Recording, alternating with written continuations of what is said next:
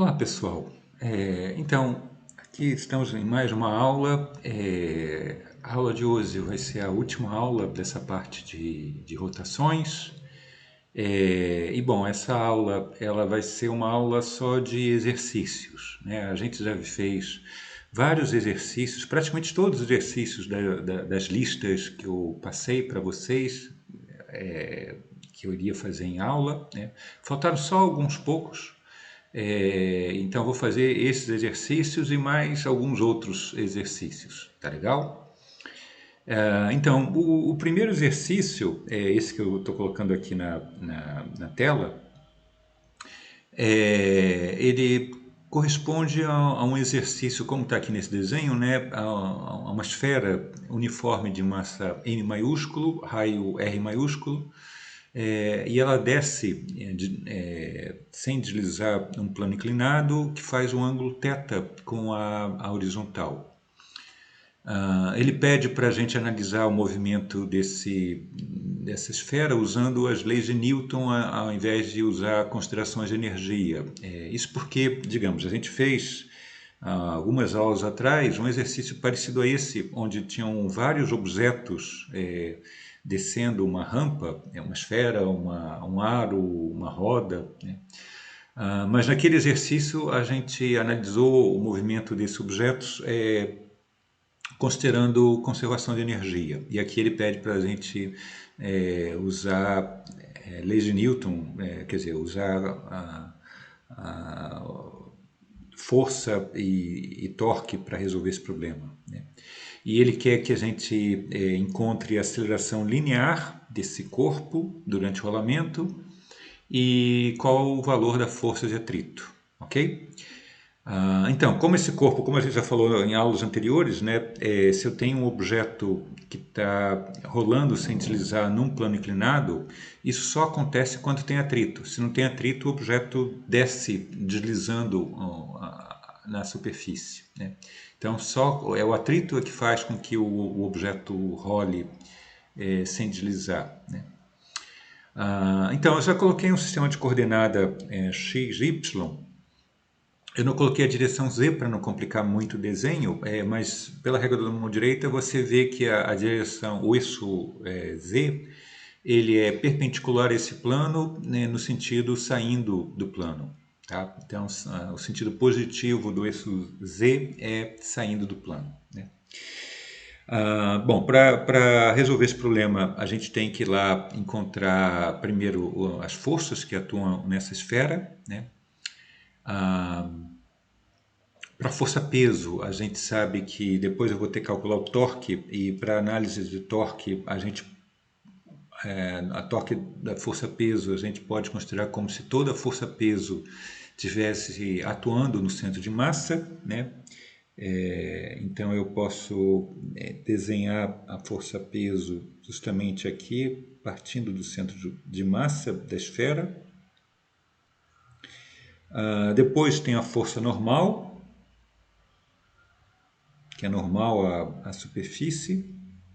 E finalmente a força de atrito, quer dizer, esse objeto a princípio tem a tendência de escorregar para baixo. A força de atrito tem que ser no sentido contrário a essa tendência de movimento. Então, a força de atrito ela vai ser paralela à superfície no sentido para cima.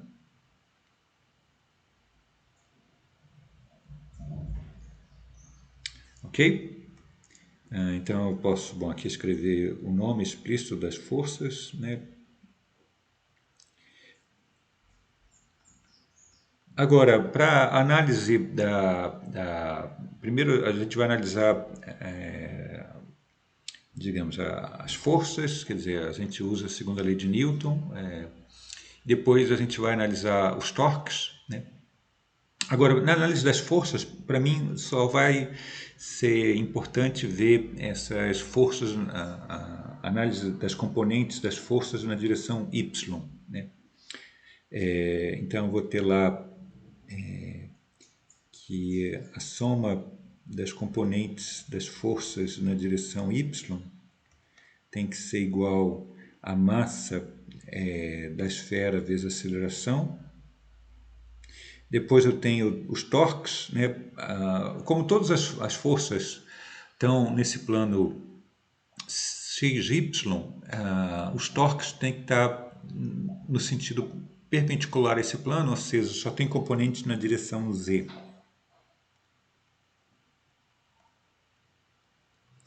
E essa soma tem que ser igual a Iα. E finalmente, como esse bloco ele rola sem deslizar, a gente viu que você tem essa relação daqui, que a velocidade do centro de massa é igual ao raio vezes ômega. E a partir dessa relação, eu derivando essa equação dos dois lados, a derivada da velocidade, quer dizer, esse A que aparece aqui é justamente a aceleração do centro de massa, né? E a derivada dessa velocidade do centro de massa vai estar essa aceleração que o centro de massa vai ter, né? Do outro lado, derivando a equação, o R é constante, vai para fora, e a derivada do ômega é alfa, né? Então a gente tem essas três equações, né? Bom, substituindo aqui as componentes que a gente tem na direção Y, então para força-peso, eu posso fechar esse triângulo aqui. Eu faço isso porque a gente sabe que a componente Y dessa força, é isso que eu estou desenhando, né? E aí vocês veem que, primeiro, esse triângulo que está aqui, ele é semelhante a esse triângulo maior, né? E daí a gente conclui que esse ângulo que está aqui é justamente igual a esse ângulo θ. E aí a componente y da força-peso tem o mesmo comprimento que esse lado aqui do triângulo, e esse lado do triângulo ele vale mg seno θ. E bom, além disso você vê que essa componente aqui ela está do lado negativo, né? Portanto eu tenho o sinal menos mg seno θ. Para a força normal está toda na direção x, não tem componente na direção y, então ela não vai entrar nessa equação. A força atrito, ela está toda ela no sentido, digamos, na direção do eixo y, no sentido positivo. Então a componente y dessa força vai ser mais o módulo desse vetor. E bom, pela segunda lei de Newton, isso aqui essa soma tem que ser igual a MA. Da outra equação, bom, como a gente já viu antes, eu tenho tanto a força, se eu considero o cálculo do torque com relação ao eixo que passa aqui pelo centro, eu tenho que a força-peso está passando exatamente pelo centro, a linha que passa, né, força-peso, ela passa no centro, a força normal também, é uma linha que passa sobre a força normal, passa sobre o centro de massa, que é onde passou o eixo. Então, o braço de alavanca dessas forças é zero, então o torque dessas forças é zero. A única força que tem um torque que não é zero é a força de atrito. E aí você vê, se você passa uma linha exatamente aqui em cima da força de atrito, você vê que o braço de alavanca é igual a R, a distância aqui do eixo até onde está a força. Então, esse vai ser o valor do torque. E a questão do sinal, né? Então, esse torque, se você coloca esse dedo apontando na direção do vetor que vai do eixo até a força, esse outro dedo na direção para onde aponta a força de atrito, você tira que o torque ele vai estar apontando no sentido entrando no plano, e na minha convenção, entrando no plano é o sentido negativo. E bom, isso aqui, esse é o único torque e isso vai ter que ser igual a Iα. Então a gente tem aqui essas três equações, Vamos combinar as duas últimas, né? Então, das duas últimas, eu posso escrever essa relação daqui, né? No lugar do alfa, se eu uso a última equação, no lugar do alfa eu posso substituir por A sobre R. E, bom, então a gente pega essa relação, eu posso passar esse R que está aqui em cima para aqui para baixo, né? E substituir naquela equação ali de cima, né? Então, da primeira equação, a gente... Opa, desculpa, aqui eu fiz não fui muito cuidadoso. Lembrem que no enunciado fala que a massa dessa esfera é M maiúsculo, né? Aqui eu coloquei M minúsculo, desculpa, aqui tem que ser um M maiúsculo. Então, dessa primeira equação, no lugar da força de atrito, eu substituo por esse resultado, né? Então vai ficar menos mg seno θ menos esse IAR quadrado igual a MA. Agora, esse termo aqui, IA sobre R quadrado, eu posso passar para o outro lado. Antes disso, eu posso até fazer outra coisa. Então, eu posso dividir tudo por M maiúsculo. Então, eu divido aqui por M maiúsculo, divido aqui por M maiúsculo, e aqui dividindo por M maiúsculo tem que ficar aqui embaixo esse M maiúsculo, né? Bom, além disso, como eu estava falando, esse termo aqui eu posso passar para o outro lado, né? Então, vamos escrever assim, mais fácil. Então, já passei o termo para o outro lado. Aí eu posso colocar o A em evidência.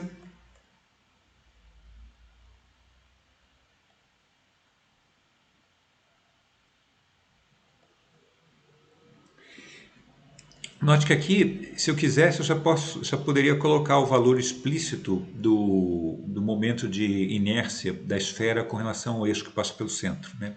Mas eu vou deixar esse resultado dessa maneira porque aí esse resultado vale para outros objetos, não só para a esfera. Bom, aí eu posso passar esse parênteses para o outro lado, e aí a gente pega que o A vai ser menos G seno θ dividido por esse parênteses ali.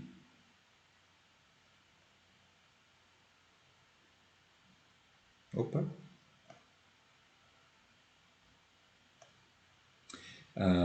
Então, esse é o resultado, o primeiro resultado que ele queria. Nota que aqui a gente pegou o sinal negativo para o A, e por que isso acontece? Porque é claro que essa esfera, quando ela ela é acelerada para baixo, a aceleração dela é para baixo, a aceleração que faz ela deslizar ela rolar para baixo. E para baixo é o sentido, na minha convenção, o sentido negativo. Então, por isso que a gente pegou o sinal de menos nessa equação. Tá? Bom, aí depois, a outra coisa que ele queria era o valor da força de atrito, né? Mas isso a gente pode pegar aqui direto dessa equação, só no lugar aqui do A, eu substituo por esse valor aqui. Nota que aqui tem um menos com outro menos, vai me dar um mais, né? Então, a força de atrito vai ser... eu vou colocar esse IR quadrado em evidência, e como eu falei, no lugar do A, eu coloco isso aqui.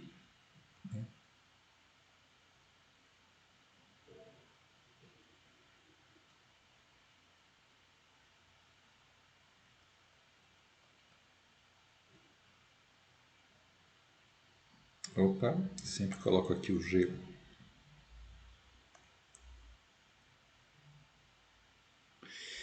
Ok? Então, isso era o que ele queria.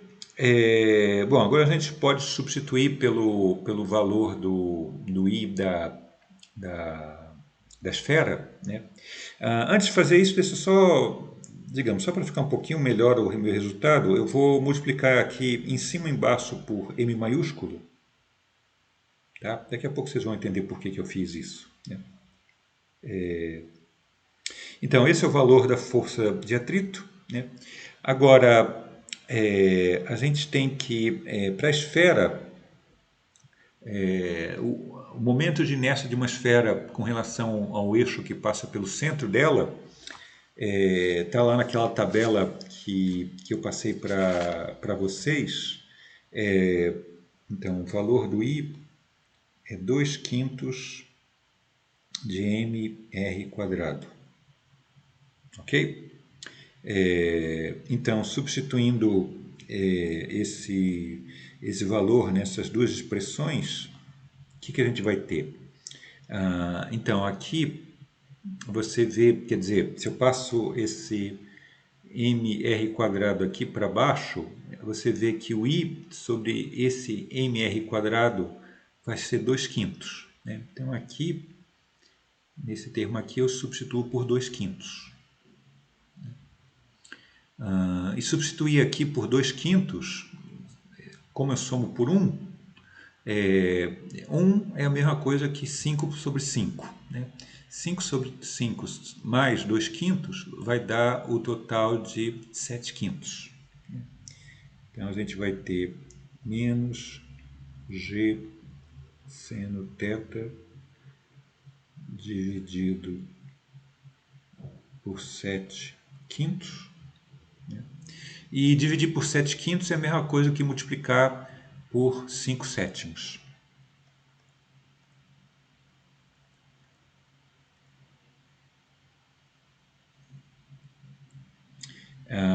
Então, esse é o valor específico para o caso da esfera. E, bom, aqui no segundo, no item B, mesma coisa, né? Então, tanto aqui embaixo quanto aqui, nesses lugares que tem I sobre mr quadrado, você substitui por 2/5. Né? E aí aqui vai ficar a mesma coisa, vai ficar 1 mais 2/5, que é como aconteceu aqui em cima, vai dar o 7/5, e dividir por 7/5 é a mesma coisa que multiplicar pelo inverso. Né?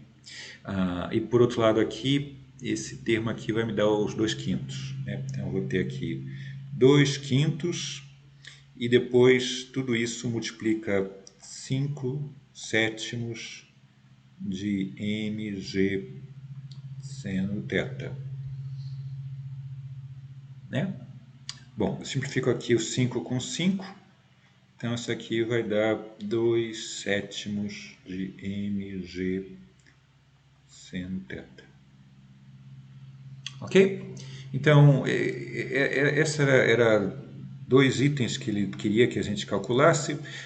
Um terceiro, então, ele não está aqui no enunciado, mas, digamos, no exercício original, ele tinha um terceiro item que ele pedia, para repetir o cálculo que foi feito anteriormente, né, pedia para calcular a velocidade com que esse objeto chega no final da rampa. Então, se a gente considerando que essa rampa tem um comprimento L do topo, onde você solta essa bola até chegar na parte de baixo, então eu tenho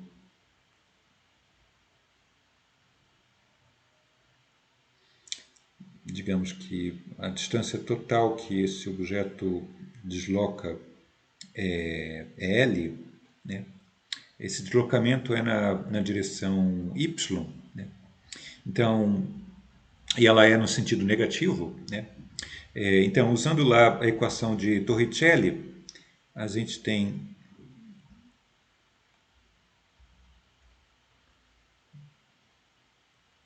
essa equação, né, onde essa aceleração, como eu falei, todo esse deslocamento é todo na direção y. Né? Então a aceleração também é na direção y. Então a gente já pegou qual o valor do A, esse que está aqui, né? E falta pegar o valor do delta y. Né?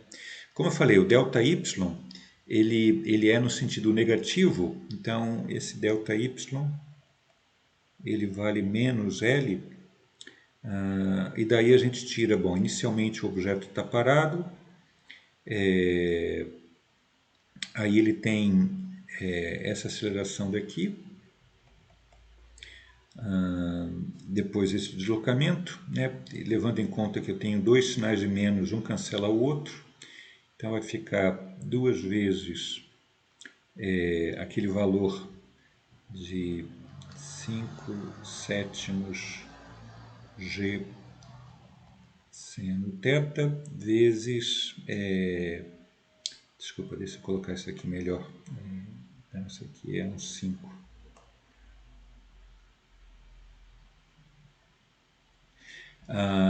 Vezes o deslocamento que é L. Né? Bom, isso é o V quadrado, então tirando a raiz quadrada você tira que o V vai ter que ser 10 sobre 7, aceleração da gravidade L seno θ. Ok? Bom, vamos ver agora um outro exercício. Então, vamos ver um exercício que é esse aqui. Então, nesse exercício é um exercício de um esmeril, quer dizer, é uma pedra que fica girando a alta velocidade e você usa para afiar objetos cortantes, né? Então ele fala que tem esse esmeril na forma de um disco sólido, o raio desse esmeril é 0,2 m, a massa dele é 50 quilos, ele roda a 600 revoluções por segundo, então o ômega é 600 revoluções por minuto, desculpa, por minuto. Eu já vou mudar aqui bom, deixa eu colocar aqui, 600 revoluções por minuto. Se a gente mudar essas unidades, a gente sabe que uma revolução corresponde a uma volta, né? No círculo ou aqui nesse disco, né?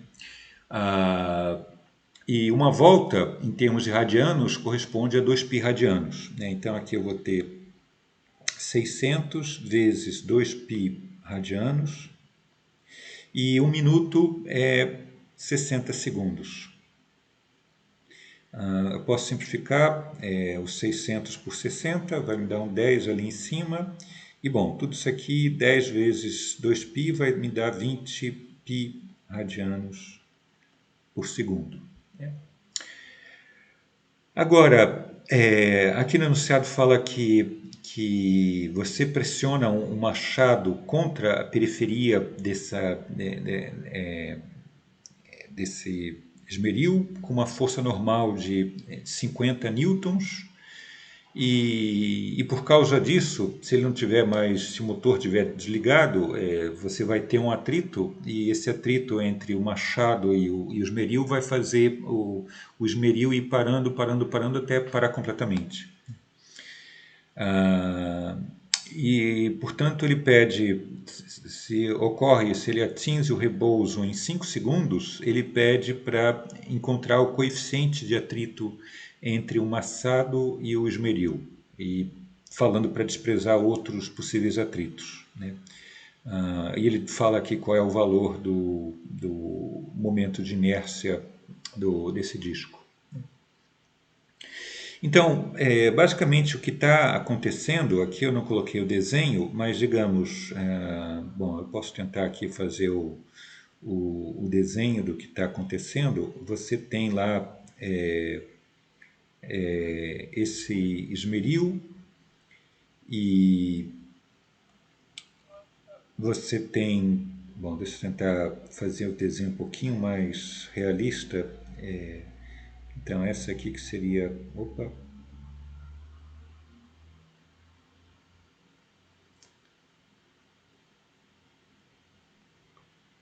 bom, isso aqui que é mais ou menos deixa eu colocar um pouquinho melhor isso aqui.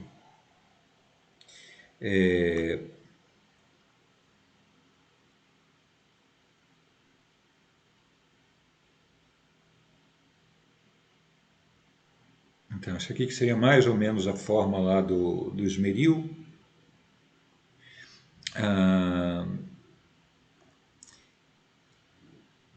E você coloca esse machado contra esse esmeril, né? Então, digamos que, bom, não sei, essa aqui é a lâmina lá desse machado. Aqui está o cabo.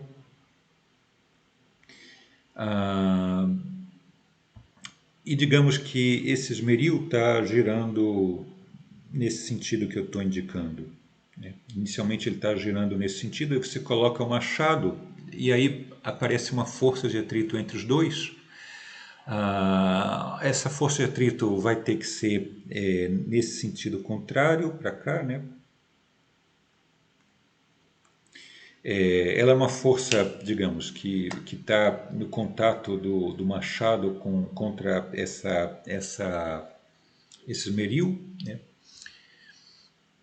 Então ela é paralela à superfície, né, do esmeril, né? Vamos colocar aqui o raio, né? Quer dizer, o raio, ou que a gente também vai corresponder ao braço de alavanca, vai ser justamente o raio desse esmeril, né? Então, agora, para calcular, bom, primeiramente a gente tem que ver qual foi a aceleração que esse esmeril sofreu, né? Então, se a gente supõe que é o que ele fala aqui, que essa aceleração é constante, tudo bem, ele tá freando, né? Vai ser uma aceleração angular negativa, mas ela é constante, né? Então, nessa situação, quando eu tenho aceleração constante, o ômega satisfaz essa equação, né? Daqui a gente tira, bom, no final ele vai estar parado, então esse ômega final vai ter que ser zero. O ômega inicial é 20π. Opa! Então vai ficar aqui 20π radianos. O alfa é o que a gente quer pegar e o t ele leva 5 segundos para parar, né? Então tem que multiplicar aqui por 5. Passo esse 20π para o outro lado, passo 5 dividindo, então daqui eu tiro que o alfa é menos 20 por 5 vai me dar 4.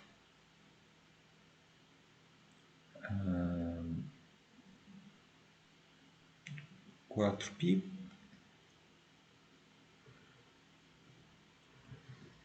E a unidade daqui é radianos por segundo ao quadrado.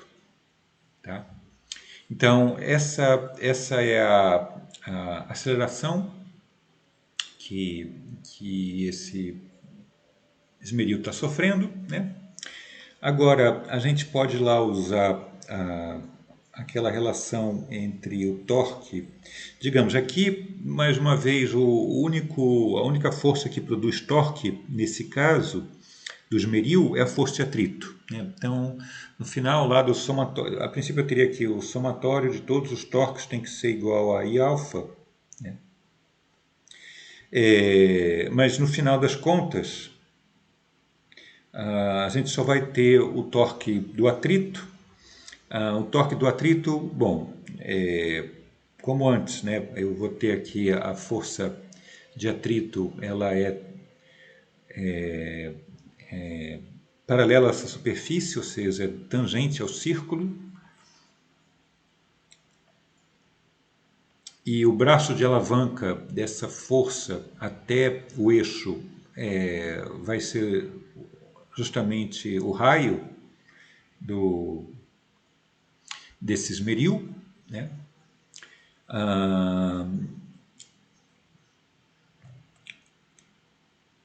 Esse torque, ele é um torque, então você coloca o R para cá, o F, nessa direção, o torque vai estar entrando na superfície, né? Por outro lado, a gente vai ter que... Então, eu teria um sinal de menos aqui, e por outro lado eu vou ter o I multiplicado pelo alfa, né? Eu já posso... Tá, depois eu coloco isso aqui, não é importante. Então vamos colocar menos 4π radianos, que é o alfa, multiplicado pelo I, né? Tá, bom, vou colocar direto o I. Então, e deixa eu fazer aqui no canto quanto que vale o I, né?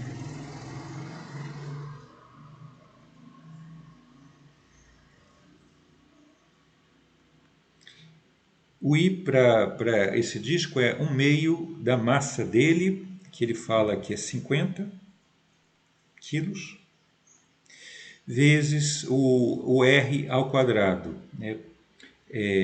Você tem aqui que o R é 0,2, né?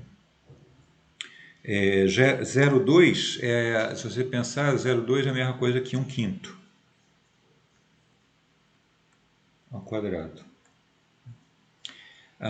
Então aqui embaixo eu vou ficar com esse 5 ao quadrado, que é 25. 25 por 2 dá 50, então eu vou ficar com 50 dividido por 50. 50 dividido por 50 dá 1. A unidade disso aqui é quilograma metro quadrado, né? Então o momento de inércia desse esmeril é 1 quilograma metro quadrado. Então eu já vou substituir aqui no lugar do I, eu já posso colocar direto que ele é 1, né? Então daqui eu já tiro que o valor da força de atrito, bom, posso colocar aqui mais e mais, é só passar o R dividindo e usar o fato de que o R é 0,2. Então vai ficar 4π dividido por 0,2. Né?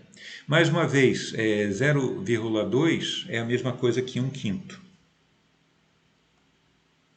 Então daqui eu tiro que a força de atrito, dividir por 1/5 é a mesma coisa que multiplicar por 5, então a força de atrito é 20π.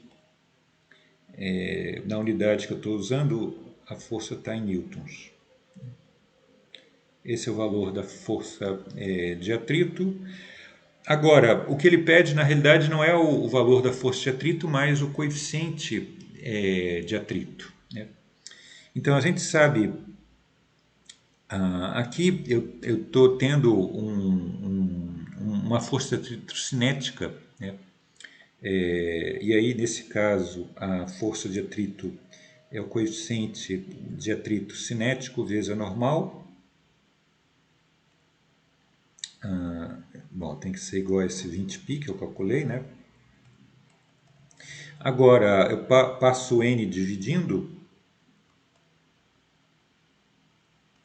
e eu uso o fato de que ele fala aqui, está aqui no enunciado, que a força normal que você está fazendo contra esse esmeril é 50 newtons.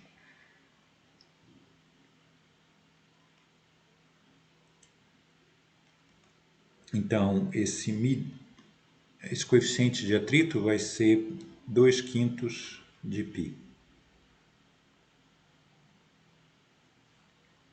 Ok?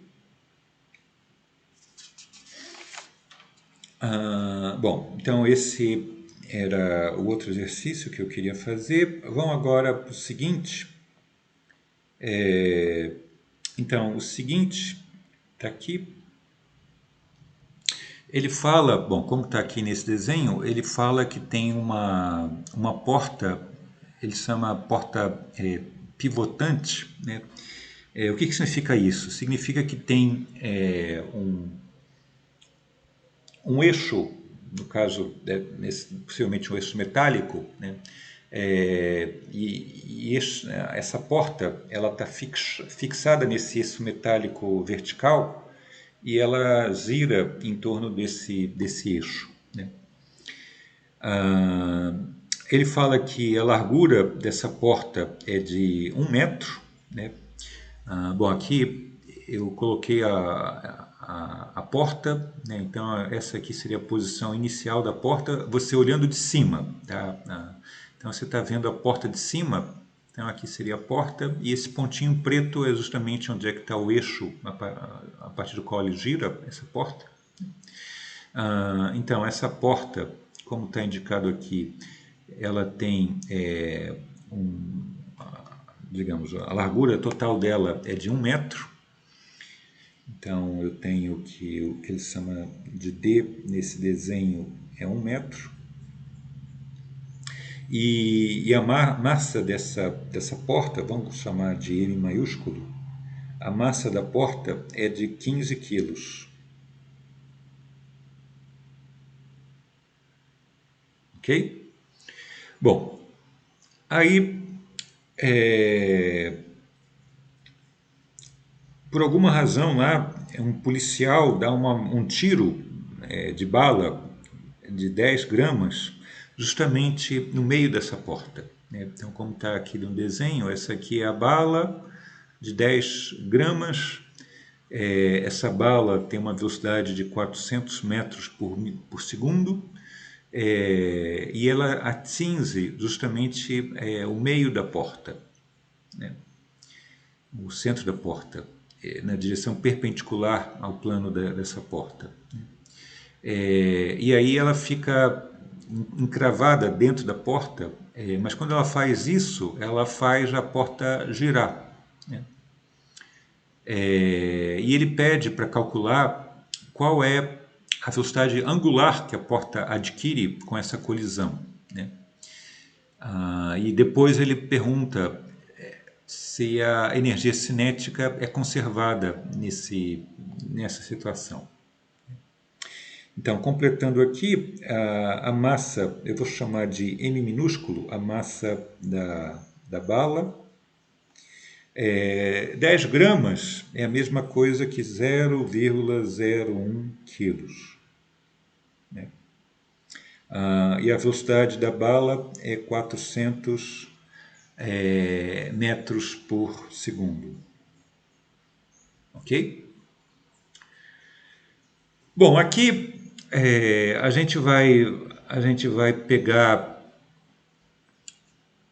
digamos, eu vou considerar isso aqui uma colisão, né? Uma colisão entre a bala e a porta, né? Então eu vou considerar a bala um pouquinho antes dela entrar na porta e aí depois um pouquinho depois e comparar esses dois instantes. Então, a princípio, você não vai ter nenhuma força, quer dizer, considerando que o meu sistema é a bala mais a porta, você não vai ter nenhuma força produzindo torque nesse sistema, né? Então, digamos, se eu pego alguns centésimos de segundo antes da bala colidir e alguns centésimos de segundo depois, digamos, eu posso desprezar o efeito, por exemplo, que a força da gravidade faz na bala, né? Então, numa situação como essa, eu vou comparar esses dois instantes, um pouquinho antes e um pouquinho depois da bala entrar na porta, então eu não tenho força externa atuando no sistema portanto, o momento angular deve ser constante. Eu vou calcular o momento angular do sistema com relação aqui ao eixo, que passa, onde a porta está presa, né? Então eu tenho que o momento angular inicial vai ter que ser igual ao momento angular final do sistema. Aqui, eu esqueci de mencionar, eu vou precisar saber o momento de inércia da porta, então eu já coloquei aqui o dado. De maneira geral, quando você tem uma placa retangular, que tem essas dimensões A e B, como está aqui no desenho, não importa a espessura, só importa que ela tenha largura A e comprimento B. Quando você considera um eixo que passa justamente por um dos lados, como está aqui nesse desenho, o momento de inércia dessa placa é esse valor aqui, 1/3 da massa da placa a quadrado ao quadrado. Desculpa, a quadrado, né? Isso a gente vai precisar usar daqui a pouco, né? Então, vamos calcular, quer dizer, eu vou usar a conservação de momento angular. Então, qual é o momento angular antes da colisão? Bom, antes da colisão, a porta está parada. Ela não tem momento angular, só tem a bala em movimento.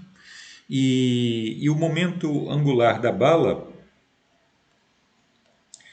quanto vai ser?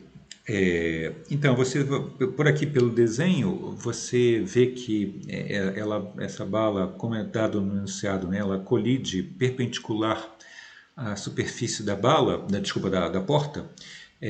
Então, essa aqui que seria a linha, a trajetória da bala. E aí, o momento angular dessa bala vai ter que ser... A gente viu que uma das... Primeiro, pensando só no módulo, né? O módulo desse momento angular vai ser o módulo do momento da bala vezes o braço de alavanca. O braço de alavanca, no caso, vai ser a distância aqui do eixo até essa linha que passa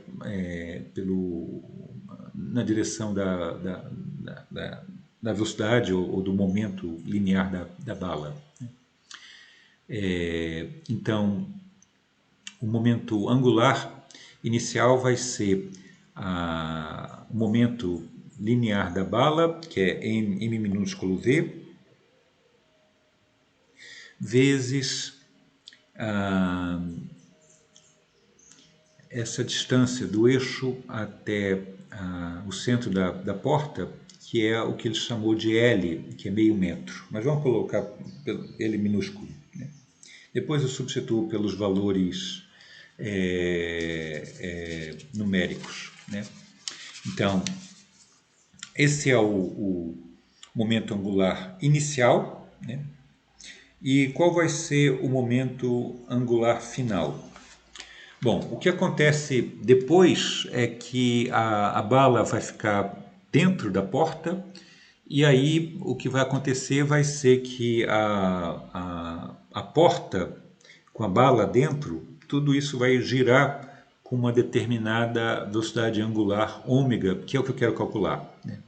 Então, nesse caso, quando eu tenho um objeto que gira em torno de um eixo, a gente viu que o momento angular vai ser I ômega, né? E quanto vai ser o I nesse caso? Bom, o I nesse caso vai ser a soma do momento de inércia da porta mais o momento de inércia da bala dentro da porta, né? Agora, para a porta, o momento de inércia da porta, a gente pode usar esse resultado aqui que eu falei. Então, ele vai ser 1/3 da massa da porta vezes a largura da porta, né? Vocês veem aqui nesse desenho, quer dizer, nesse outro desenho aparece o A, nessa expressão, que é a largura da placa, e aqui no caso da porta, ele fala que a largura da porta, ele usa a letra D, né? Então vai ficar aqui um D ao quadrado, e aí depois eu tenho o momento de inércia da bala com relação àquele eixo, né? E a gente viu isso há muitas aulas atrás, que quando a gente pode considerar essa bala como um pontinho, né, um pontinho de massa m, e a contribuição de um ponto de massa m, a contribuição por um momento de inércia de um ponto de massa m com relação ao eixo, que está a uma distância r, vai ser a massa desse pedaço, desse objeto, multiplicado por essa distância ao quadrado, né? No caso aqui, a distância, então vai ficar, então a massa da bala é m minúsculo, e ele menciona que a distância da onde está a bala até o eixo é o que ele chamou de L. Então aqui vai ficar essa distância ao quadrado. Então esse é o valor do I, né? A gente pode até calcular explicitamente quanto que vale isso, né? Então eu vou ter 1/3 da massa da porta, que é 15 quilos, multiplicado por esse valor D de 1 metro, né? 1 ao quadrado dá 1. Né?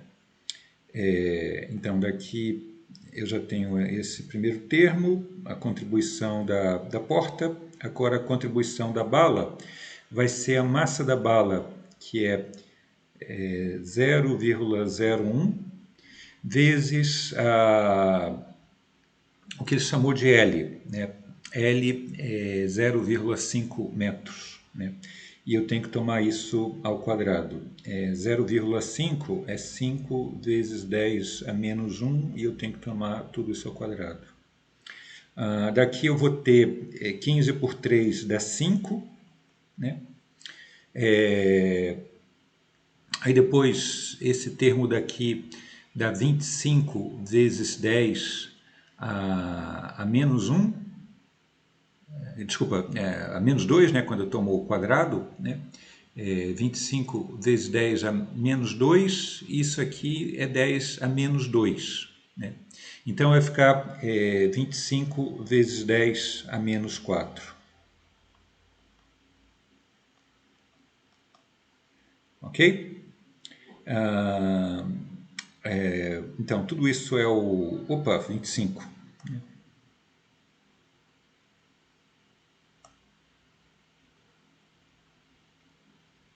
Ok? Então, isso aqui vai dar 25, e depois eu vou ter o 25 lá na... Bom, esse 25 no final a gente até vai... Eu vou deixar assim mesmo. Né? Então, daqui a gente vai tirar... Quer dizer, quando a gente igualar... essas...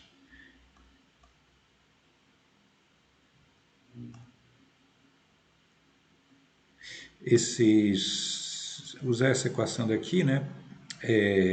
Eu vou ter mvl igual a i ômega. Então daqui eu tiro que o ômega é mvl sobre i. Bom, mais uma vez o valor, esse m minúsculo é a massa da bala, que é 0,01, vezes a velocidade da bala, que é 400, e vezes o L. O L era 0,5, dividido por esse valor do I. Bom, daqui vocês têm 0,01 vezes 400, tudo isso aqui dá 4, né? 4 vezes 0,5 vai me dar um 2. Né? E aqui embaixo vai ficar 5, um número bem pequeno. Então a gente pode, eu vou aqui aproximar, isso aqui vai dar aproximadamente 2 dividido por 5. E 2 dividido por 5 é a mesma coisa que 0,4. Aqui, como a gente está usando radianos, radianos por segundo, quer dizer, eu estou usando radianos para como unidade de ângulo, então esse ômega vai me dar em radianos por segundo. Então, esse é o valor. Bom, eu fiz aqui aproximado porque não estou sem calculadora, mas digamos, esse é o valor do ômega, né? Que era o que ele estava querendo primeiro. Aí depois ele pergunta se a energia cinética se conserva ou não. Bom, é claro, eu não precisaria nem fazer o cálculo, a gente vê que isso aí é uma colisão inelástica, completamente inelástica, né? Porque eu tenho que a bala, ela fica, depois da colisão, ela fica junto com a porta, né? Mas vamos calcular explicitamente para ver realmente que vai dar uma diferença, até que é bastante grande, entre a energia cinética inicial e a final, né? Então, eu tenho lá que a energia cinética inicial do sistema era só devido à bala. A bala está lá em movimento, então seria 1/2 da massa da bala vezes a velocidade da bala ao quadrado, né? Então, eu tenho que a massa da bala é 0,01, é a mesma coisa que 10 a menos 2. A velocidade dela é 4 vezes 10 a 2, e eu tenho que tomar tudo isso ao quadrado, né? Então, daqui a gente vai ter 4 ao quadrado é 16, 16 por 2 dá 8, né? Aí depois eu vou ter aqui 10 ao quadrado, que vai dar 10 a 4. Multiplicado por 10 a menos 2, isso vai dar 10 a 2, né? 10 a 2 é 100, né? Então, 8 vezes 100 dá 800 joules, né? Então, essa é a energia cinética inicial, né? Agora, a energia cinética final, quanto que ela vale? Então, depois da colisão, você tem todo o sistema, bala com porta, girando em torno do eixo. Você não tem nenhum movimento de translação, só tem um movimento de rotação. E a gente viu que nesse caso, isso vale 1/2 de I ômega quadrado. Essa é a maneira como... qual é a energia cinética de um objeto girando com uma velocidade ômega, né? Agora, colocando os valores numéricos, bom, como antes, a gente pode considerar aproximadamente o I sendo 5, e o ômega foi isso aqui que a gente calculou, tem que pegar isso ao quadrado, né? Isso aqui é 4 vezes 10 a menos 2, desculpa, 4 vezes 10 a menos 1 ao quadrado, né? Então, daqui a gente vai ter... Bom, eu já vou colocar aqui direto o resultado. Isso aqui vai me dar 0,4 joules. Tá legal? Então, vocês veem que realmente tem uma diferença bastante grande. A energia cinética final é diferente da inicial e é bem menor, né? E como eu falei, isso é totalmente consistente com o fato da gente ter aí uma colisão inelástica, né? Totalmente inelástica. O corpo fica, a bala fica lá dentro da porta depois da colisão, né? Bom, então vamos ver agora um outro problema. Esse aqui é um problema clássico, é a chamada máquina de Atwood. Então, conforme esse desenho daqui, a gente tem dois blocos de massa M1 e M2, e importante é que a massa 2 é maior que a massa 1. Então, um bloquinho, como 2 é maior que 1, o 2 vai se movimentar para baixo, vai ser acelerado para baixo, e o 1 acelerado para cima, né? Considera que no início está parado e eles começam a se movimentar, isso que vai acontecer. E eles estão suspensos por uma polia de massa M maiúsculo e raio R. O enunciado fala que a corda não desliza sobre a polia e ela é inextensível, né? e pede para calcular a aceleração dos blocos, né?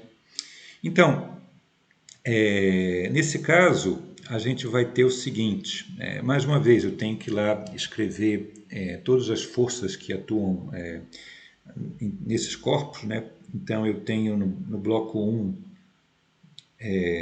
a força do peso, e além disso, ele está sustentado por essa corda, então a corda faz uma força nesse bloco, que é uma força vertical para cima. Eu vou colocar aqui só o módulo, eu daqui a pouco explico por quê. Digamos que o módulo eu fale que é T1. Tá? Então, o que acontece eu tenho que, como eu desenho aqui, essa corda faz uma força no bloco, como está aqui nesse desenho, isso é a força que o bloco sente, é uma força para cima. E aí, pela lei da ação e reação, o bloco faz uma força na corda que tem mesmo módulo, mesma direção, só que sentido oposto. Então ela vai ter esse mesmo módulo D1, só que ela vai estar apontando para baixo. Essa força vai ser transmitida até chegar aqui na polia, e aí o que acontece é que a corda faz na polia essa força apontando para baixo e tendo esse módulo T1. Né? Então a polia, vou colocar aqui do lado, mas a polia vai sentir a mesma força, com o mesmo módulo, mas só que em sentido contrário. Né? Do outro lado, vai ser tudo análogo, né? O outro bloco sente uma força peso mg e ele sente também uma força de tensão. Eu vou chamar de T2, digamos, falar que essa força tem um módulo T2. E essa força, bom, é para cima, né? E aí, bom, tudo é como antes, né? Isso aqui é a força que o bloco sente da corda, aí o bloco faz uma força na corda, de mesmo módulo em sentido contrário, essa força é transmitida até a polia, e aí a polia vai sentir uma força que tem aquele módulo T2 para baixo. Bom, a polia, ela sente aqui, ela está apoiada nesse pino, né? Então ela sente uma força normal aqui do apoio, ela sente aqui também a força-peso, né? Mas essas forças são forças que atuam exatamente aqui no eixo, né?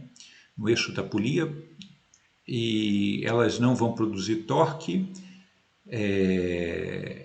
Então, bom, não vou nem desenhar essas forças aqui, né? Então, outra coisa importante, como está dito no enunciado, como o M2 é maior do que o M1, o que vai acontecer é que o bloco 2 ele vai ser acelerado para cima e o bloco... desculpa, ao contrário. Então, o 2 é mais pesado, o 2 vai cair, né? O 1 é que vai subir. Né? Então, o bloco 2, como a massa dele é maior, ele vai ser acelerado para baixo. Né? E o bloco 1 vai ser acelerado para cima. E se a corda é inextensível, em módulo essas acelerações têm que ser iguais. Né? Digamos que essa aceleração do bloco 1, eu fale... Bom, ela está toda... Eu estou chamando a direção vertical como usando o eixo Y. Né? Então, essa aceleração do bloco 1, eu posso escrever... Tem lá um valor numérico que a gente vai querer calcular, multiplicado por Y chapéu. Né? E aí, para o bloco 2... ela vai ter que ter o mesmo módulo, só que em sentido contrário, então vai ser menos isso que eu acabei de escrever. Né? A aceleração do bloco 2 vai ser menos, vai ser o negativo, do que o que acontece com o bloco 1. Ok? Bom, Agora, vamos analisar o que acontece em cada um dos blocos, né? Então, para o bloco 1,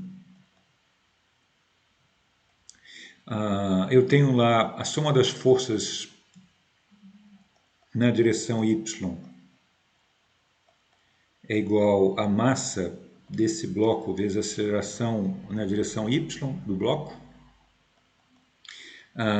Como está no desenho, eu tenho uma força T1 no sentido positivo e a força do peso M1G1 no sentido negativo. E só, né? Isso tem que ser igual à massa M1 do bloco vezes a componente Y da aceleração desse bloco. A componente, deixa eu colocar aqui até um Y, tá? Então, a componente Y da aceleração do bloco é justamente esse número que aparece na frente do Y chapéu. Isso aqui que a gente chama da componente Y, né? Que é o que eu estou chamando de A. Simplesmente de A. E eu estou considerando que esse A é um número positivo, né? Então, agora para o bloco 2. Bom, mais uma vez, a soma das forças que atua nele é a massa do bloco 2 vezes a aceleração na direção y que o bloco 2 vai sentir, né? Então, para o bloco 2, ele tem a força de tensão no sentido positivo, a força peso que atua nele no sentido negativo, e aí a gente vai ter a massa do bloco 2 vezes a componente y da aceleração que esse bloco sente. Como eu falei antes, a componente y da aceleração é o número que aparece na frente do y chapéu. E o número, como você vê aqui, o número que aparece na frente do y chapéu é menos a. Isso que é a componente y da aceleração, né? Tem que tomar esse cuidado que, como está no desenho, né, a aceleração é no sentido positivo e o bloco 2 é no sentido negativo, né? E aí depois para a polia, né? Então, para a polia, eu tenho eu só vou, digamos, a polia ela só está girando, ela não está se movimentando, o centro de massa dela não está se movimentando, ela está parada, o centro de massa está parado, né? Isso significa que ela não sofre aceleração linear, significa direto que, bom, eu não tenho que me preocupar lá com as forças, quer dizer, eu só tenho que me preocupar realmente com o movimento de rotação, né? Então, só tenho que me preocupar com os torques. Todas as forças estão nesse plano que eu vou chamar de XY, então os torques estão na direção Z, perpendicular ao plano. Isso vai ter que ser I vezes alfa. Então eu tenho bom, só o torque, só a força T1 e T2 que produz torque, né? As tensões, né? E você vê, tanto num caso quanto no outro, a distância do eixo até onde está aplicado cada uma dessas forças é justamente R, né? Que isso vai ser o braço de alavanca para as duas forças, né? Então, para o torque, vamos começar pelo torque 2, né? T2, né? Eu tenho que ver agora só a questão do sentido, né? Quer dizer, o torque, tanto num caso quanto no outro, vai ser o valor da força T multiplicado pelo braço de alavanca R, né? Agora, vamos ver a questão do sinal. Para a força T2, então eu tenho R é o vetor que sai aqui do eixo e vai até onde está aplicada a força, aqui na superfície desse círculo, né? Então, o vetor R vai estar assim. O vetor T ele vai estar apontando para baixo, na vertical para baixo. Então, você tira daí que que o torque ele vai estar saindo desse plano, né? Que é a minha conversão positiva, né? Então, para o T2, ele produz um torque T2R no sentido positivo. Para o T1, mais uma vez, o vetor R sai daqui do eixo e vai até a força, então o vetor R está nessa direção, o vetor T está para baixo, e aí você tira que o torque está entrando no plano, né, que é o sentido negativo. E bom, tudo isso tem que ser igual a Iα. Ok? Bom, então a gente já montou as equações. Além disso, uma coisa que é bastante importante, eu tenho uma condição extra que é dito aqui que a corda não desliza. O que significa isso que a corda não desliza? Significa que, digamos, essa corda ela vai se movimentar, esse bloco vai para baixo, esse bloco vai para cima, quer dizer, a corda como um todo tem uma aceleração, né? E aí a corda fica em contato com a superfície aqui da polia, e por causa disso, quer dizer, por causa do fato da corda não deslizar, significa que o movimento na superfície da polia vai ter que ser exatamente igual ao movimento da corda, quer dizer, eles vão ter que ter a mesma velocidade. E, consequentemente, quando essa velocidade varia, ela tem que variar da mesma maneira, o que implica que vai ter que ter a mesma aceleração, né? Isso implica que os pontinhos aqui da superfície da polia vão ter a mesma aceleração da corda, né? E isso implica que a gente tem aquela relação entre a aceleração angular e aceleração linear para um ponto que está girando, né? Então, esses pontinhos aqui, eles vão satisfazer essa relação, os pontos que estão na superfície da polia, né? Eles vão satisfazer essa relação e daí a gente tira uma relação entre o A e o alfa, né? Que eu já posso colocar aqui nessa equação aqui de cima. Então aqui eu vou ter, no lugar do alfa, eu posso substituir por A sobre R. Então já vou até apagar isso aqui para simplificar. Ok? Pronto, então a gente já tem aqui essas três equações, né? Eu posso até, então, deixa eu até ficar um pouquinho melhor essa equação. Vamos escrever assim. Então, no lugar do alfa, eu já coloco direto esse A sobre R. E aí você vê do lado esquerdo, eu tenho esse R nesses dois termos, eu posso colocar em evidência e passar para o outro lado. Então vai ficar T2 menos T1 é igual essa combinação ali. Agora, das duas equações de cima, eu também posso calcular quanto é T2 menos T1, né?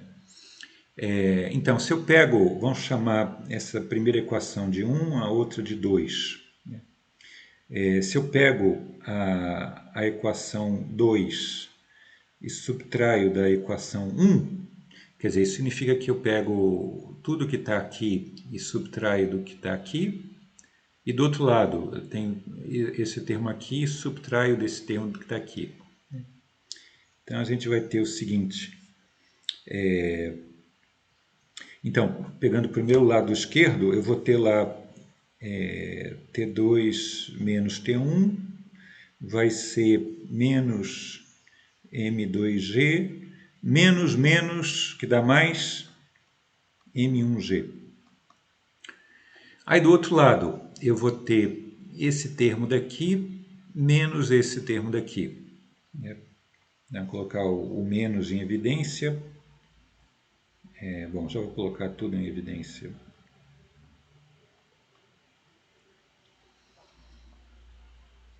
Ok? Ah, aí agora eu posso passar isso aqui para o outro lado, subtraindo, né? Então eu vou ter T2 menos T1 vai ser... bom, já posso até colocar aqui... bom, tá, vamos fazer aos poucos.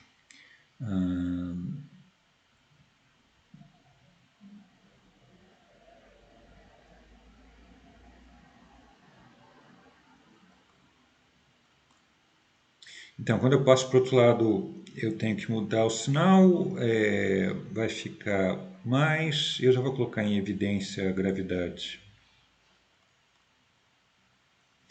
Eu estou fazendo isso porque agora eu posso igualar. Você vê que aqui eu tenho essa combinação T2 menos D1 e aqui eu tenho a mesma combinação, então eu posso igualar os termos, né?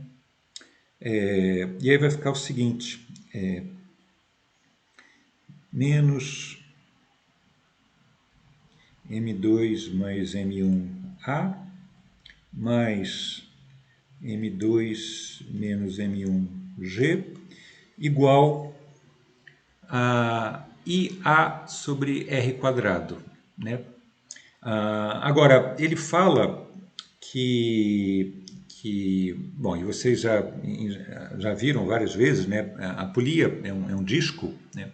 E o momento angular, desculpa, o momento de inércia de um disco com relação ao eixo que passa pelo centro é 1/2 da massa desse objeto vezes o raio ao quadrado desse objeto, né? Então, o I dessa polia é isso aqui, né?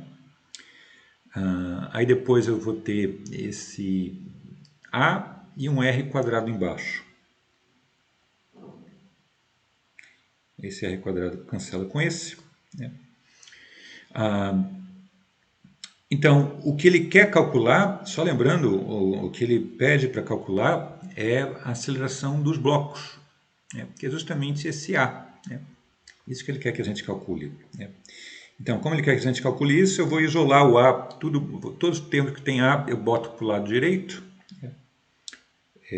Então vai ficar do lado esquerdo isso aqui. E do lado direito, bom, já vou colocar o A em evidência, então vai ficar 1/2 a massa do bloco, desculpa, da polia, depois a massa dos dois blocos, tudo isso multiplicado por A. E aí eu posso dividir por esse parênteses, então o A vai ser M2 menos M1, gravidade, dividido por 1/2 da massa da polia, mais M1 mais M2. Ok? Então, essa é a aceleração, o módulo da aceleração dos blocos, né? Um vai para baixo, outro vai para cima. Tá legal? Bom, esse era um problema clássico. Bom, então deixa eu só fazer mais um probleminha. Esse problema eu não tenho certeza, isso foi matéria que a gente deu antes da suspensão das aulas. Eu não tenho certeza se eu fiz ou não, mas esse é um problema bastante importante. É bom relembrar esse problema. Então, nesse problema, ele fala de... Então, está naquela lista que eu passei para vocês, né?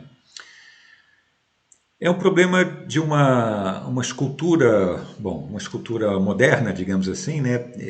Rígida, que é formada por um aro bem fino, um aro de metal bem fino, com uma massa M, um raio R, que é isso aqui, né? Como está nesse desenho. Aí depois tem duas hastes, a haste A e a haste B, de massa também M minúsculo, e o comprimento de cada uma dessas hastes é L, que vale 2 vezes o raio daquele aro, né? E aí o que acontece inicialmente, como está aí no desenho, né, esse pontilhado aqui seria um eixo a partir do qual isso aqui pode girar, não sei, podia ser um fio de nylon, alguma coisa desse tipo, né? Então, inicialmente, esse objeto está justamente nessa posição parado,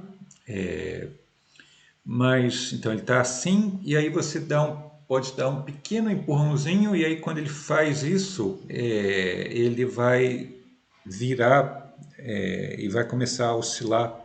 Quer dizer, ele está inicialmente com essa parte aqui para cima, e aí depois ele vai cair, quer dizer, não cair, digamos, vai ficar girando em torno desse eixo de rotação. Bom, primeiro pergunta, qual é o momento de inércia dessa escultura com relação, aqui tem um probleminha de digitação, então, com relação ao eixo de rotação. Aí depois, no item B, pergunta, como eu falei agora há pouco, né, partindo do repouso, a escultura gira em torno desse eixo de rotação, partindo dessa posição inicial, né? E qual vai ser a velocidade angular desse objeto quando ele estiver com a figura invertida, né? Bom, então, primeiro calcular o momento de inércia, né? Então, para calcular o momento de inércia, esse momento de inércia da escultura toda vai ser a soma do momento de inércia do aro mais o momento de inércia da haste A, mais o momento de inércia da haste B, tudo isso em relação àquele eixo de rotação. Então, não está aqui, mas olhando na tabela, o momento de inércia de um aro com relação ao eixo que passa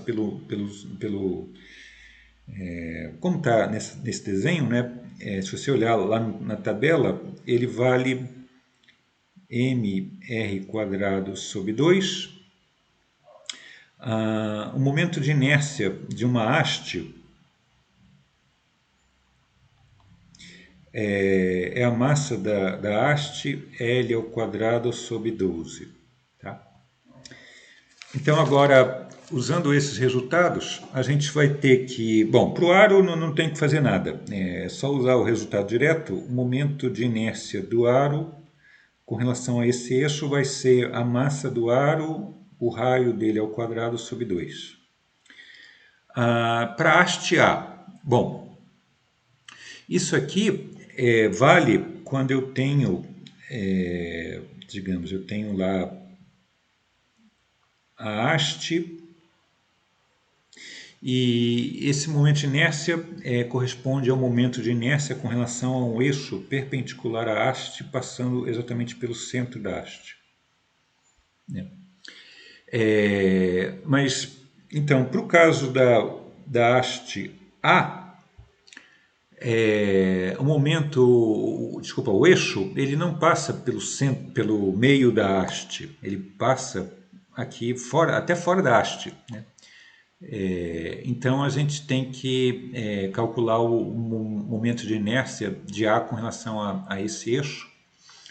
E para isso, quer dizer, esse eixo aqui é paralelo ao eixo que passa aqui pelo centro da haste, e o centro da haste é justamente o centro de massa da haste, né? Então a gente pode usar o teorema dos eixos paralelos, né? Então o momento de inércia com relação a esse eixo aqui embaixo vai ter que ser o momento de inércia com relação ao eixo que passa pelo centro de massa, mais a massa dessa haste, que é m, vezes a distância entre esses dois eixos, né? Então, um eixo que passa por aqui,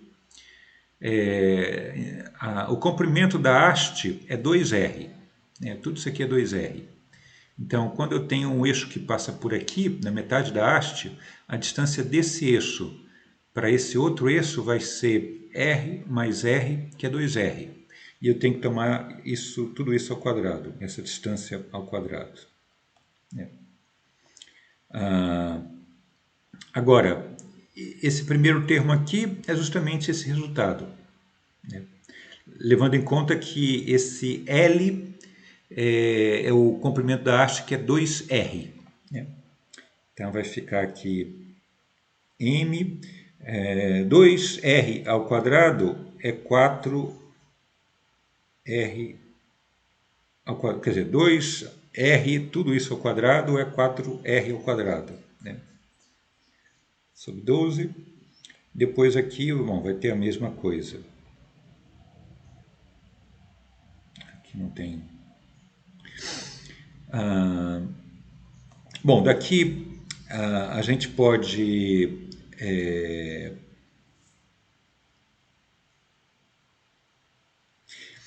simplificar, quer dizer, eu posso simplificar esse 4 com esse 12, vai me dar um 3, né? E para o outro termo, para eu poder juntar os dois termos, eu posso multiplicar por 3 em cima e embaixo, né? Então, fazendo isso, multiplicando por 3 em cima e embaixo, a gente vai ter o seguinte, a gente vai ficar aqui 3 vezes 4, 12, 12 mais 1, 13.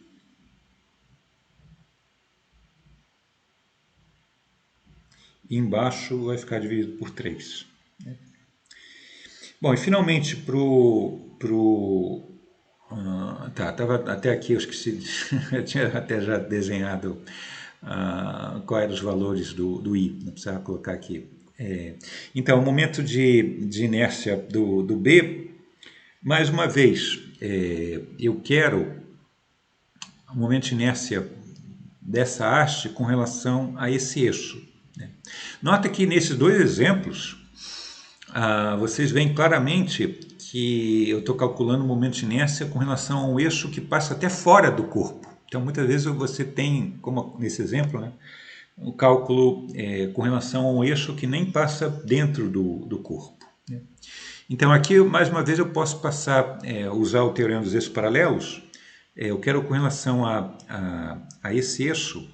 Então, eu tenho que pelo teorema dos eixos paralelos, eu tenho que usar um eixo que seja paralelo a esse aqui e que passe pelo centro de massa de B, né? Bom, a única possibilidade é essa aqui, né? É justamente um eixo que passa em cima da haste B. E aí, consequentemente, ela vai passar aqui no centro de massa da haste da haste B, né? Então,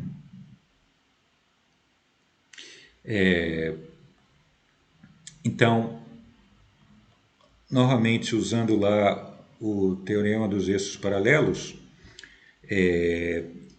esse momento de inércia que eu quero calcular vai ser um momento de inércia que passa pelo centro de massa, mais a massa da haste multiplicada pela distância entre os dois eixos. Então, um eixo passa por aqui, o outro passa por aqui, a distância é r, e eu tenho que tomar isso ao quadrado. Agora, quanto que vale o momento de inércia de B com relação a um eixo que passa exatamente aqui em cima dessa haste? Bom, no enunciado fala que isso aqui são hastes bem finas, bem delgadas, né? Então, se ela é bem fina, quando eu considero, como está aqui nesse desenho, né? Se eu considero que um eixo está passando aqui em cima da haste, todos digamos, as partículas que compõem essa haste estão exatamente em cima do eixo, né? Então, a distância de cada pontinho da haste até o eixo é zero. Quando a gente vai pegar a contribuição do momento angular de todos esses pontinhos, não momento angular, momento de inércia, né? A contribuição de cada pontinho aqui que compõe a haste para o momento de inércia vai ser zero, porque, como eu acabei de falar, cada pontinho está exatamente em cima do eixo. Então, o momento de inércia com relação ao eixo que passa exatamente em cima da haste é zero. Então, tudo isso aqui é zero. Então, daqui a gente pode calcular agora essa soma, né? Então, o valor do I vai ser a soma desses três termos. Ah, tá. Bom, tá. Vou colocar aqui.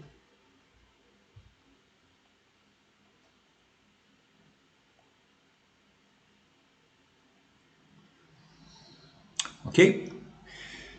Bom, agora para juntar os três termos, a gente faz o seguinte: no primeiro termo eu multiplico em cima e embaixo por 3, né? Então vai ficar 3 em cima e embaixo vai ficar 6. O segundo termo eu multiplico em cima e embaixo por 2. Então vai ficar 26 por 6. E o terceiro eu multiplico em cima e embaixo por 6. Aí vai ficar 3 mais 6, 9. Com 26 vai dar 35 sobre 6 mr quadrado. Esse é o valor do I, que era o que ele queria no primeiro item. Ok? Bom, aí no segundo item, então esse aqui era o item A.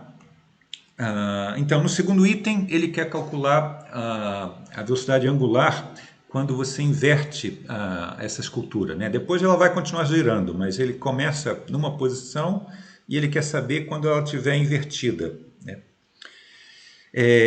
Então, vocês poderiam pensar nesse problema em usar torque, né? Mas vocês não iam conseguir fazer esse cálculo usando torque pelo seguinte, porque, digamos, a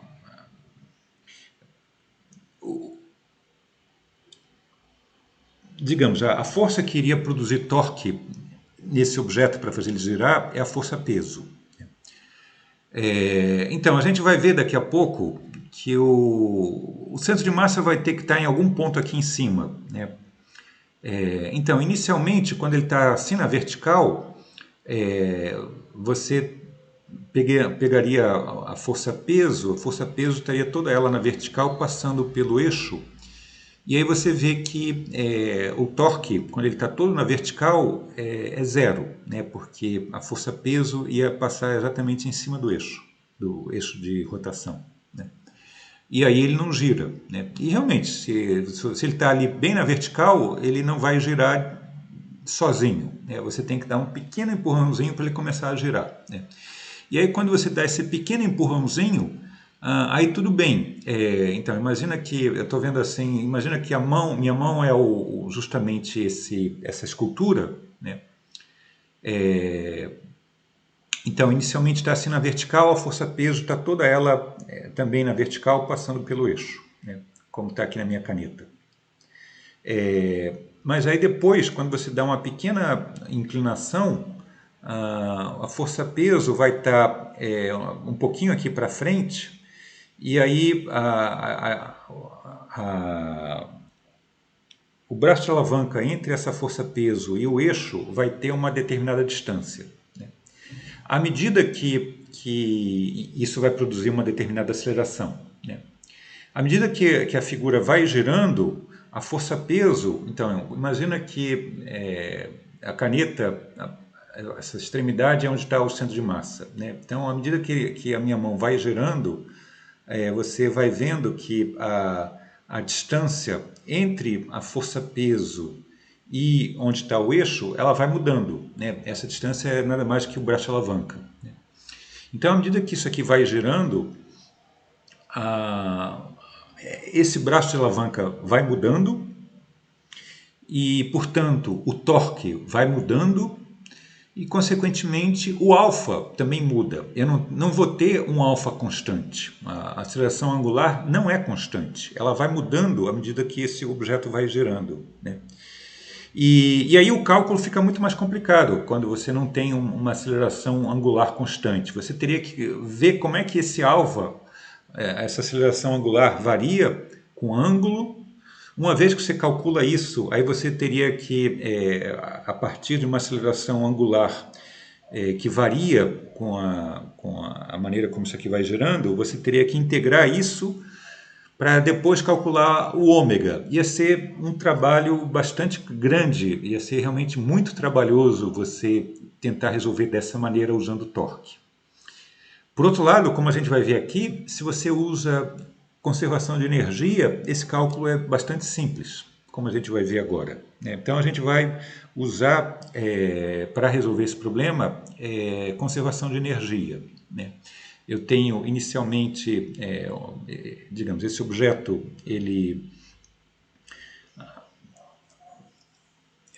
a força que atua nessa escultura para fazer ela girar é a força peso. E a força peso é uma força conservativa.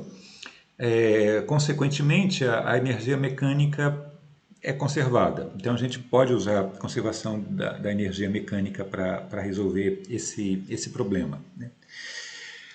Agora, como a gente viu lá nas primeiras aulas do curso, quando eu tenho um objeto extenso, para a gente, digamos aqui, como vocês sabem, a energia mecânica é a soma da energia cinética mais energia potencial. E para calcular a energia potencial de um objeto extenso, a gente viu nas primeiras aulas que nesse cálculo a gente pode considerar como se toda a massa do corpo tivesse concentrada no centro de massa. Mas aí a pergunta é, onde é que está o centro de massa desse objeto? Então, para conseguir resolver isso, a gente tem que primeiro encontrar exatamente qual é a posição do centro de massa desse objeto para depois poder calcular usar a conservação da energia mecânica. Bom, primeiro, por simetria, vocês veem a simetria desse objeto. Deixa eu desenhar aqui embaixo esse objeto. Não, deixa eu usar o desenho de uma vez. Então, se eu coloco o eixo Y exatamente dessa maneira,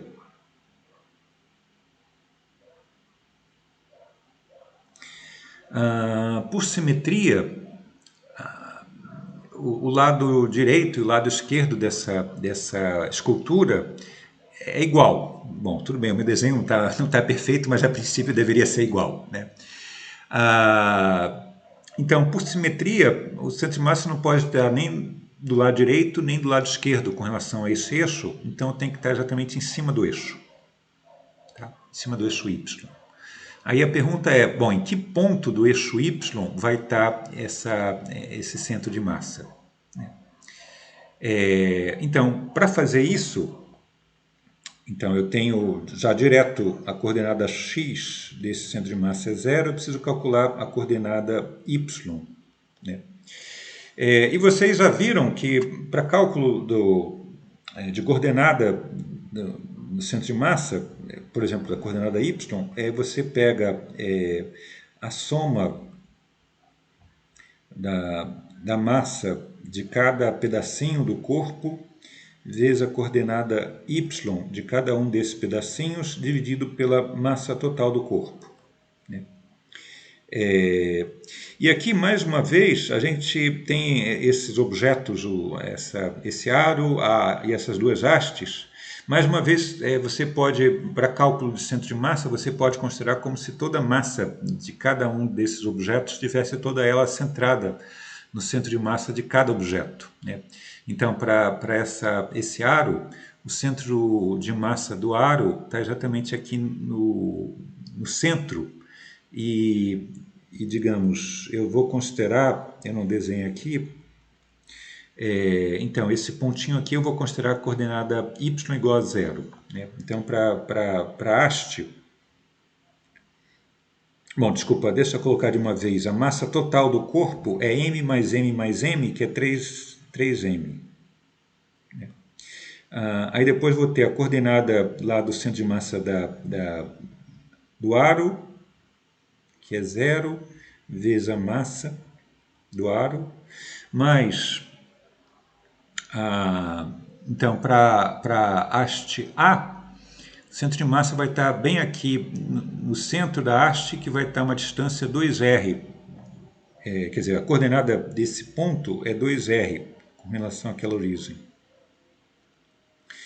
E depois, para a haste B, o centro de massa vai ter que estar bem aqui nesse pontinho, que está a uma coordenada r.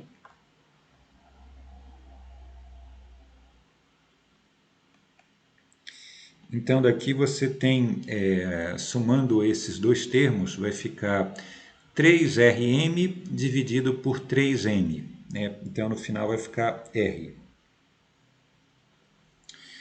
Então, daí a gente conclui que o centro de massa de toda essa escultura vai estar exatamente aqui nesse ponto, que tem coordenada y igual a r, x igual a 0. Né? Então, agora a gente pode usar a conservação da energia.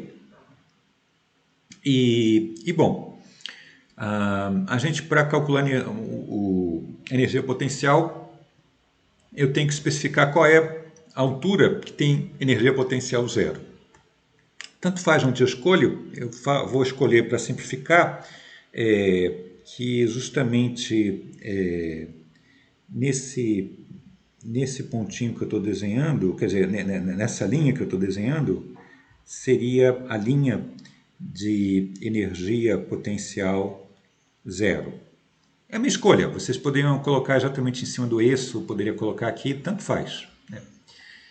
Se eu escolho isso, o meu cálculo vai ficar mais simples. Né? Então, o que vai acontecer? Eu tenho a energia mecânica inicial, que é quando ela está assim, antes de ela girar, e depois a final é quando depois ela tem invertido.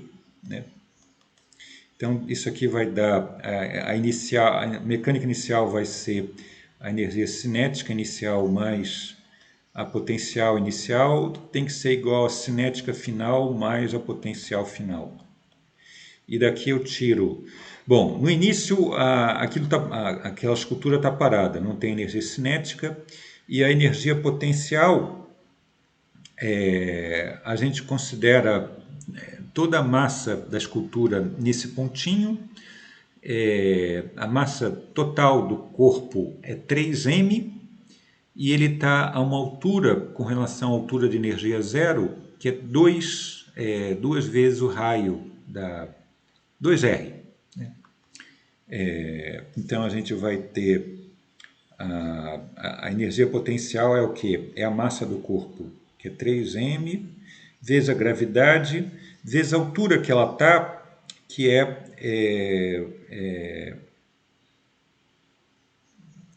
2r.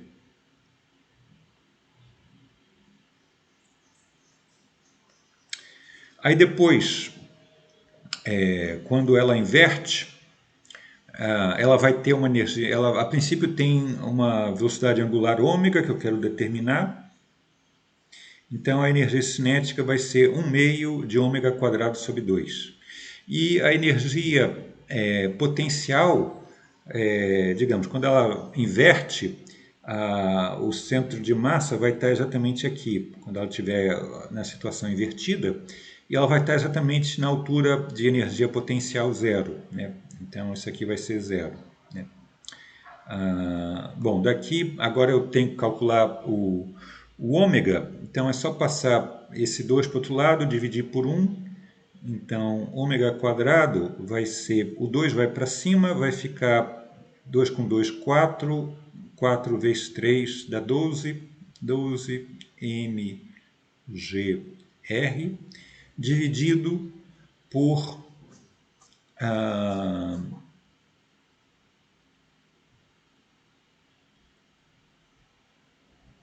dividido pelo valor do I. Né? Então, o valor do I é o que está aqui, né? Que é 35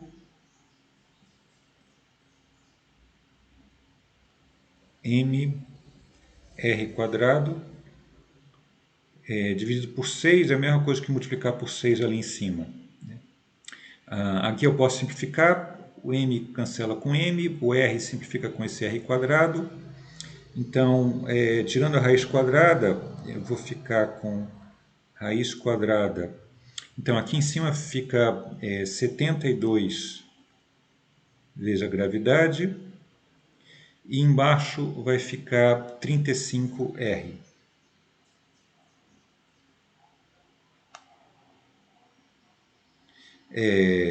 Então, ele fala os valores numéricos do raio. Então, aqui no enunciado ele fala... não, ele não fala. Eu estava confundindo, ele não fala o valor numérico. Então, esse é o resultado, né? Esse aqui é o resultado que ele queria para obter o ômega, né? Como eu falei, aqui a gente obteve isso de maneira direta, e se você tentasse com torque, ia ser, bom, muito mais trabalhoso. Possivelmente vocês não iam nem conseguir fazer.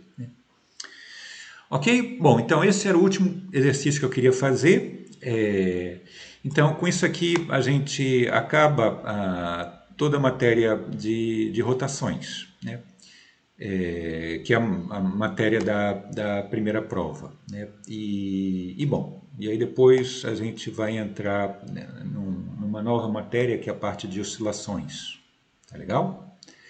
Bom, então tá. Então vou ficar por aqui.